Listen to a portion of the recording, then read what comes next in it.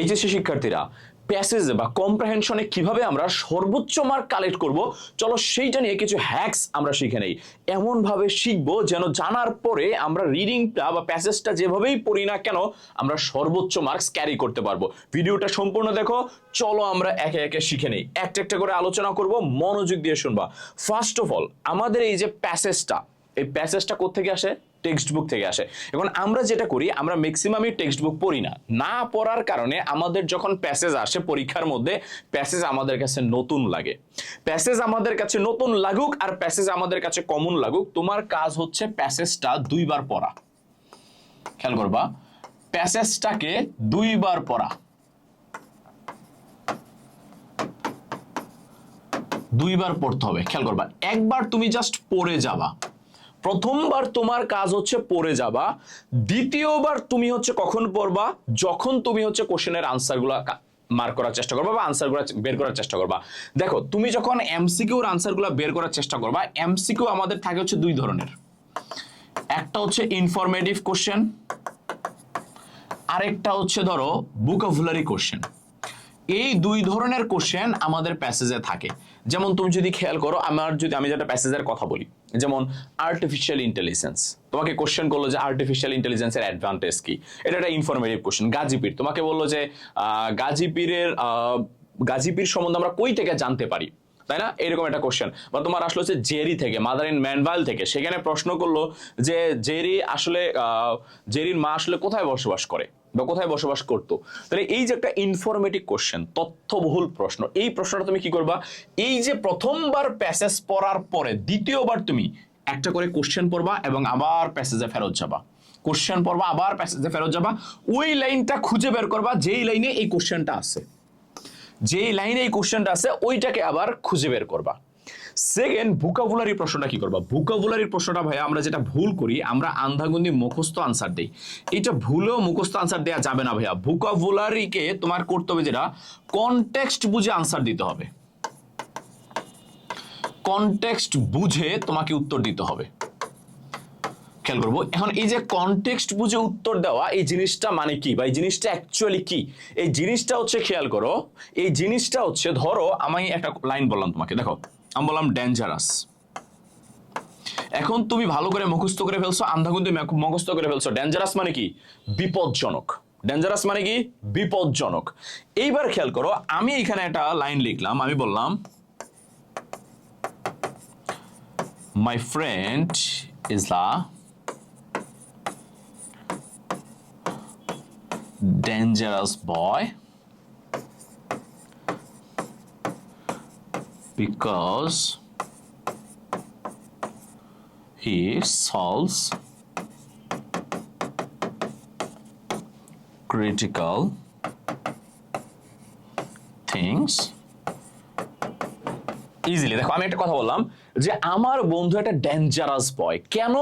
কারণ সে কঠিন জিনিসগুলাকে, জটিল জিনিসগুলাকে ইজিলি সলভ করে ফেলে। এইবার খেয়াল করো, তুমি যদি নর্মালি ডেঞ্জারাসের কথা চিন্তা করো, এই ডেঞ্জারাস কিন্তু নেগেটিভ অর্থ মিন করে, মানে খারাপ, সে বিপজ্জনক, তাই না?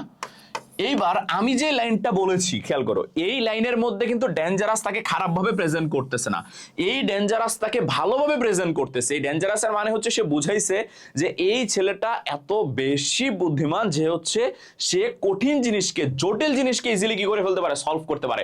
তার মানে এইখানে ডেঞ্জারাসটা নেগেটিভ অর্থে বসে নাই, পজিটিভ অর্থে বসছে। এই জন্য তোমাকে ভোকাবুলারির আনসারটা করতে হবে প্যাসেজের কনটেক্সট বুঝে। আমরা আন্ধাগুন্দি আনসার করে দিয়ে চলে আসি, পরে দেখি আমরা নর্মালি যেটাকে চিন্তা করছি প্যাসেজের মধ্যে, ওইটার আনসার আসলে ওইটা না, প্যাসেজের মধ্যে এটাকে আসলে অন্যভাবে বুঝাইছে। এই জন্য বলতেছি ভোকাবুলারির আনসার করবা হচ্ছে কনটেক্সট বুঝে। থার্ড হচ্ছে, প্যাসেজটার মধ্যে, প্যাসেজটাকে যখন পড়বা কিছু প্রশ্নের উত্তর খোঁজার চেষ্টা করবা প্যাসেজের মধ্যে। যেমন হোয়াট, যে এই জিনিসটা কি, তারপর হচ্ছে হোয়েন, এই জিনিসটা কখন হয়, থার্ড হচ্ছে হোয়াই, এই জিনিসটা কেন হয়, তারপর হচ্ছে হাউ, এই জিনিসটা কিভাবে হয়। এই যে প্যাসেজ সম্বন্ধে এই চারটা ইনফরমেশন খুঁজে বের করার চেষ্টা করবা। কথা বুঝতে পেরেছো? সেটা যেই টপিকের উপরই হোক না কেন। যেমন আমি যদি বলি আর্টিফিশিয়াল ইন্টেলিজেন্স, তুমি খুঁজে বের করবা প্যাসেজের মধ্যে থেকে যে আর্টিফিশিয়াল ইন্টেলিজেন্সটা কি, আর্টিফিশিয়াল ইন্টেলিজেন্সটা কখন আসছে, আর্টিফিশিয়াল ইন্টেলিজেন্সটা আমাদের কেন দরকার, হোয়াই মানে কি, কেন, আর্টিফিশিয়াল ইন্টেলিজেন্সটা কিভাবে কাজ করে, এআইটা কিভাবে কাজ করে। তাহলে এই যে কোশ্চেনের আনসারগুলো তুমি খুঁজে বের করার চেষ্টা করবা, তুমি যখন খুঁজে বের করবা অটোমেটিক দেখবা তোমাদের যে শর্ট প্রশ্নটা আসে এই শর্ট কোশ্চেনের আনসারগুলা তোমার খুঁজে পেতে একবার ইজি হয়ে যাবে। ওইগুলোতে দেখবা তুমি একদম প্রো হয়ে গেছো, ওইগুলোতে আনসার করা তোমার জন্য একদম ইজি হয়ে যাবে। কথা বুঝতে পারছো? তারপরে যেটা করতে হবে ফ্লো চার্ট। ফ্লো চার্টের জন্য তোমাকে সিকোয়েন্স মেনটেন করে ইনফরমেশন কালেক্ট করতে হবে। সিকোয়েন্স মেনটেন করে তোমাকে যখন একটা প্রশ্ন দিয়ে দিবে যে এইটা তুমি বা এই টপিক সম্বন্ধে তুমি ফ্লো চার্ট লিখো, তোমার কাজ হচ্ছে ওই টপিক সম্বন্ধে তুমি সিকোয়েন্স অনুযায়ী আগে 5টা ইনফরমেশন, আমরা জানি ফ্লো চার্ট মানে কি 5টা ইনফরমেশনকে বক্সে নিয়ে আসা, তুমি একটা একটা করে 5টা ইনফরমেশন কালেক্ট করো।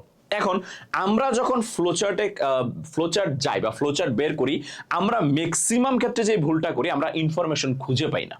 এখন ইনফরমেশন খুঁজে না পাওয়াটা আমাদের জন্য খুবই কমন। এখন ইনফরমেশন খুঁজে পেতে অ্যাকচুয়ালি আমাদের কি করতে হবে, তুমি যদি খেয়াল করো আমাদের ফ্লোচার্ট লেখার নিয়মগুলা কি। ফ্লোচার্ট লেখার নিয়ম হচ্ছে ভার প্লাস আইএনজি, ফ্লোচার্ট লেখার নিয়ম হচ্ছে B3, ফ্লোচার্ট লেখার নিয়ম হচ্ছে 2 প্লাস V1, ফ্লোচার্ট লেখার নিয়ম হচ্ছে B1, ফ্লোচার্ট লেখার নিয়ম হচ্ছে ভাই প্লাস ভার প্লাস আইএনজি। দেখো একটা জিনিস তুমি যদি লক্ষ্য করো, দেখো প্রত্যেকটা ফ্লোচার্টটা আমরা লেখা শুরু করতেছি কি দিয়ে, ভার্বকে ইউজ করে, ভার্বের বিভিন্ন ভার্সন ইউজ করে। এগুলোকে আমরা নন ফাইনিট ভার্সন বলি বা বাংলায় অসমাপিকা ক্রিয়া বলি। এই নন ফাইনিট ভার্সন তুমি ইউজ করতেছো, ভার প্লাস আইএনজি ইউজ করতেছো, B3 ইউজ করতেছো, 2 প্লাস V1 ইউজ করতেছো, V1 ইউজ করতেছো, be plus verb plus ING use করতেছো। তার মানে তুমি খেয়াল করো তো ইনফরমেশন গুলা কি ভার্ব দিয়ে শুরু হচ্ছে না, মানে ভার্বের ফর্ম দিয়ে শুরু হচ্ছে না। আমি বলতেছি না যে ভার্ব, এগুলাকে আমরা বলি হচ্ছে ভার্বের নন ফাইনিট ফর্ম দিয়ে হচ্ছে। তার মানে ভার্বের যে ফর্মগুলা ভার্বের কাজ করে না সেই ফর্ম দিয়ে হচ্ছে। তার মানে তোমার কাজ হচ্ছে তোমাকে যে ইনফরমেশনই খুঁজে বের করতে বলে না কেন তুমি ভার্ব খুঁজে বের করো, তোমাকে ভার্ব খুঁজে বের করো। খেয়াল করো, যেমন ধরো আমাকে বললো এআই এর অ্যাডভান্টেজেস নিয়ে লিখতে। দেখো এআই এর অ্যাডভান্টেজেস যখন নিয়ে লিখতে দেখবো আমাদের বইয়ের মধ্যে আছে এআই আমাদেরকে কি করে, এআই আমাদেরকে হেল্প করে পার্সোনালাইজড লার্নিং এর ক্ষেত্রে। Personalised learning. এখন তুমি তো এই ইনফরমেশন খুঁজে পাবা না, তোমার কাজ হচ্ছে ভার্ব খুঁজে বের করা। তুমি এরকম ভার্ব খুঁজে বের করবা, যেমন হেল্প মানে কি সাহায্য করা না, এরকম ভার্ব খুঁজে বের করা। ভার্ব খুঁজে বের করে সেইটাকে এই ফর্মে নিয়ে যাবা। যদি পরীক্ষায় ভার প্লাস আইএনজি থাকে তুমি ভার প্লাস আইএনজিতে নিয়ে যাবা, যদি B3 থাকে তুমি B3 তে নিয়ে যাবা, যদি 2 প্লাস V1 থাকে তুমি 2 প্লাস V1 এ নিয়ে যাবা। যেমন ভার প্লাস আইএনজি থাকলে তুমি এটা কি লিখবা, তুমি লিখবা হেল্পিং। তারপরে হচ্ছে B3 থাকলে তুমি লিখবা হেল্পড। 2 প্লাস V1 থাকলে তুমি কি লিখবা, টু হেল্প, তাই না? Be plus verb plus ING থাকলে তুমি কি লিখবা, বাই হেল্পিং। তাহলে তোমার কাজ কি ভাইয়া, তোমার কাজ হচ্ছে ভার্বের অংশটুকু খুঁজে বের করা। ভার্বটা প্রত্যেকটা সেন্টেন্স থেকে তুমি ওই টপিকের ভার্ব খুঁজে বের করবা। তোমাকে অ্যাডভান্টেজেস বের করতে বলছে মানে সুবিধা, তুমি সুবিধার ভার্বগুলা খুঁজে বের করো। তোমাকে হচ্ছে এই ঘটনা বের করতে বলছে, যেমন গাজীপুরের অবদান বের করতে বলেছে, তুমি গাজীপুরের অবদানের ভার্বগুলা খুঁজে বের করো। কথা বুঝতে পেরেছো? ভার্বগুলাকে খুঁজে বের করবা এবং ওই ভার্বগুলাকে সিকোয়েন্স অনুযায়ী এই ফর্মে নিয়ে যাবা, এই ফর্মে নিয়ে যাবা।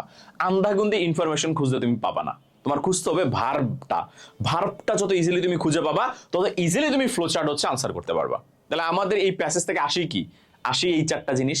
আর থার্ড হচ্ছে মূল ভাবটা, আমাদের সামারি বা হচ্ছে থিম আসে। মানে এই সামারি বা থিমটা করার জন্য এই যে তুমি যখন প্যাসেজটা 2বার পড়ে ফেলবা অটোমেটিক তুমি এই প্যাসেজের মূল ভাবটা বুঝে যাবা, অটোমেটিক তুমি মূল ভাবটা বুঝে যাবা। এবং যখন তুমি প্যাসেজের মূল ভাবটা বুঝে যাবা অটোমেটিক তোমার আনসার করতে সুবিধা হয়ে যাবে।